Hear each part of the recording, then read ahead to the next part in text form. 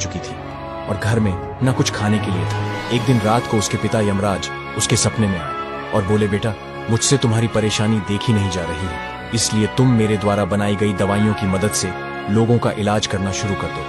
लेकिन एक बात का ध्यान रखना, जब तुम किसी मरीज का इलाज करने जाना तो सबसे पहले उसके सिरहाने की तरफ देखना। अगर तुम्हें मैं वहाँ पर बैठा दिखूं तो उस मरीज का इलाज बिल्कुल मत करना, और जिसके सिरहाने में नहीं बैठा होऊंगा तुम उसी का इलाज करना, क्योंकि अगर मैं बैठा हूँ तो इसका मतलब है कि उसकी मृत्यु निश्चित है। इतना सुनकर यश कुमार की नींद खुल जाती है। उसे अपना सपना बड़ा अजीब लगता है, लेकिन फिर भी वह अपने पिता की बात मानकर लोगों का इलाज करना शुरू कर देता है। यश कुमार जिसका भी इलाज करता था वह तुरंत ठीक हो जाता था। थोड़े ही दिनों में यश कुमार की ख्याति दूर दूर तक फैल गई। हर कोई अपना इलाज यश कुमार से ही करवाने की सोचता है। एक बार उस नगर के राजा की बेटी बहुत बीमार पड़ जाती है। हर तरह के वैद्य उसका इलाज करते हैं, लेकिन कोई सफल नहीं होता। ऐसे में कोई उस राजा को यश कुमार के बारे में बताता है। राजा यश कुमार को महल में बुलवाते हैं और राजकुमारी के इलाज की बात करते हैं। जब यश कुमार राजा की बेटी को देखने जाता है तो देखता है कि उसके सिरहाने में उसके पिता यानी यमराज बैठे हुए हैं। यह देखकर यश कुमार बोला कि आप सभी बस थोड़ी सी देर के लिए बाहर निकल जाएं। मैं अकेले में राजकुमारी की बीमारी को देखना चाहता हूँ। यह सुनकर सभी कमरे से बाहर चले जाते हैं। तब यश कुमार अपने पिता के सामने हाथ जोड़कर कहता है कि पिताजी, इसकी जान मत लो। अगर इसका इलाज मेरे हाथों हो जाएगा तो मेरी किस्मत बदल जाएगी। यमराज कहते हैं, असंभव, इसका समय पूरा हो चुका है, मैं इसे नहीं छोड़ सकता। यश कुमार अपने पिता से काफी मिन्नतें करने लगता है। तब यमराज कहते हैं, मैं सिर्फ तुम्हारे खातिर 5 दिन के लिए इसकी जान बख्श देता हूँ, लेकिन छठे दिन उसके प्राण पखेरु उड़ा दूंगा। तभी यश कुमार बाहर आकर राजा को बताता है कि राजकुमारी की बीमारी बहुत गंभीर है, मैं 5 दिन बाद ही कुछ कह पाऊंगा। यश कुमार घर आकर बहुत परेशान होकर सोचने लगता है कि अगर मैंने किसी तरह राजकुमारी के प्राण बचा लिए और उसे ठीक कर दिया तो महाराज मुझे राज्य वैद्य बना देंगे और मेरी जिंदगी बहुत अच्छी तरह से बीतने लगेगी। यह सोचकर वह रात को अपनी माँ को पुकारने लगता है और बोलता है, मेरी माँ कहाँ है? तेरा बेटा तुझे बुला रहा है। यश कुमार की माँ, जो अपने बुरे कामों की वजह से भूत बनकर धरती पर ही भटक रही थी, अपने बेटे की पुकार सुनकर तुरंत बेटे के पास आ जाती है। यश कुमार अपनी माँ को सारी बात बताता है। तब उसकी माँ उसके पिता को काबू करने का उपाय बताती है। धीरे धीरे करके 5 दिन बीत जाते हैं। जब छठा दिन आता है तो यश कुमार राजकुमारी के कमरे में जाकर चिंतित होकर अपने पिता के इंतजार में बैठ जाता है। तभी यमराज वहां आ जाते हैं। यमराज को देखकर यश कुमार को अपनी माँ के द्वारा कान में कही गई बात याद आती है। वह झट से कहता है, माँ, आप बाहर क्यों खड़ी हैं? अंदर आ जाओ, देखो पिताजी आ गए हैं। माँ का नाम सुनकर यमराज भयभीत हो जाते हैं और सोचते हैं कि अगर इसकी माँ यहाँ आ गई तो मुझे यहाँ से जाने नहीं देगी। यमराज तुरंत बिना वक्त गंवाए वहाँ से चले जाते हैं। जैसे ही यमराज जाते हैं, राजकुमारी अपनी आंखें खोल देती है और वह धीरे धीरे पूरी तरह से स्वस्थ हो जाती है।